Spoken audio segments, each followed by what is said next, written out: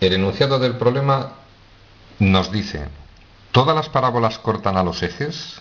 Vamos a analizar el significado de la pregunta. Mirad, yo os voy a poner tres casos concretos muy curiosos. Por ejemplo, si yo dibujo una situación muy frecuente, una parábola de este tipo, es evidente, si alguien no da las parábolas, ya os digo que se llama parábola cóncava y sentido común. Yo veo que corta el eje X en 2 puntos y detalle que debéis tener muy claro, mirad, la parábola se caracteriza porque sus brazos cada vez se van abriendo más. Es decir, ese brazo en un momento determinado va a cortar al eje Y en un punto. Nos salimos de la lámina, pero repito, va a cortar al eje Y en un punto. Luego, ya sabemos que si los brazos de la parábola cada vez se van abriendo más, siempre van a cortar al eje Y en un punto. Todas las parábolas del mundo cortan al eje Y en un punto. Respecto del eje X, atención al detalle. Lo habitual es que lo corten en 2 puntos. Pero si la parábola, por ejemplo, tiene esta forma, solamente lo corta en un punto. Se dice que es tangente al eje X, y en concreto ese punto es el vértice. A ese punto en la parábola se denomina vértice.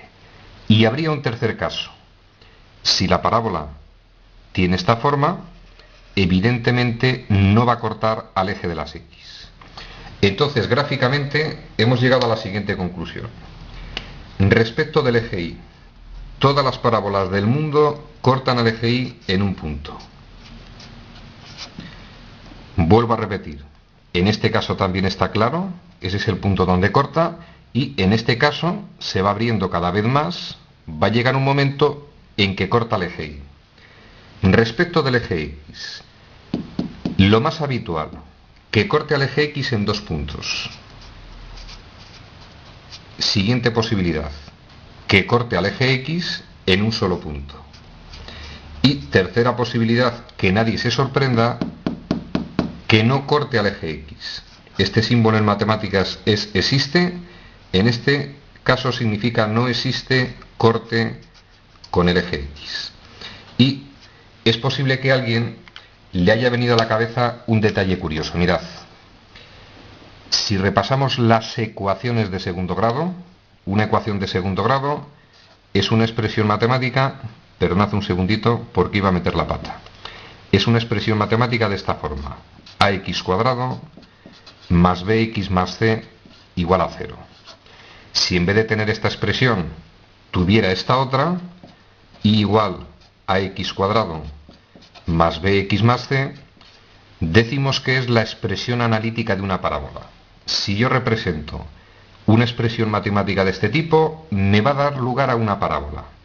Y vamos a recordar, las ecuaciones de segundo grado podían tener 2 soluciones, una única solución, el famoso caso en el que el discriminante valía 0, se llama raíz doble, y podían no tener solución.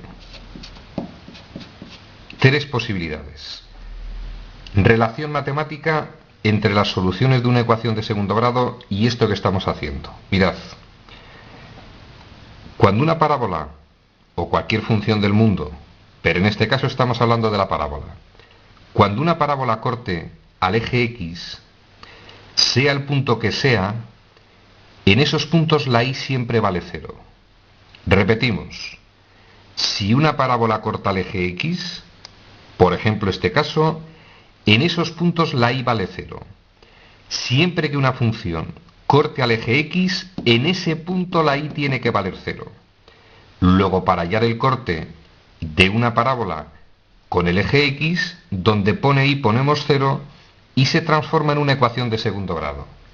Y evidentemente, la ecuación de segundo grado puede tener 2 soluciones si la parábola corta en 2 puntos, una solución si la parábola corta en un punto, es decir, el vértice de la parábola está en el eje X, y puede que la ecuación no tenga solución, la parábola no corta ningún punto.